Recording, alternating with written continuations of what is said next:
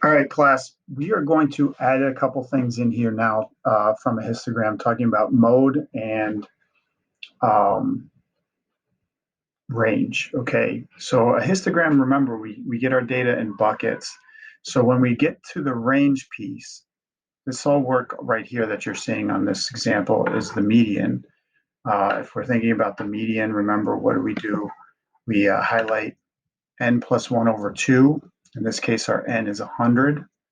So we know that our 100 is our n, so we plug that in and we get 50.5. So we're between the 50th and 51st. So what am I doing, right? I'm adding up my numbers, frequencies until I get to 50 and 51, and that gets me to this block here, which is a median between 40 and 50. So that's the median piece, remember. Range, because we're dealing with blocks, like I actually don't know what values are in here between 60 and 70. I just know that they're between 60 and 70 and that there's 10 of them, right? Same with the first block. I know there's 10 numbers, but the numbers range between 10 and 20. So I don't know exactly which ones they are. So to get the range, you still look at your biggest block and your smallest block, right? Meaning not the tallest, but like the values. The biggest value right at the end, your max is 70. Your smallest value at the beginning is 10. But so you'll still calculate the range the same way.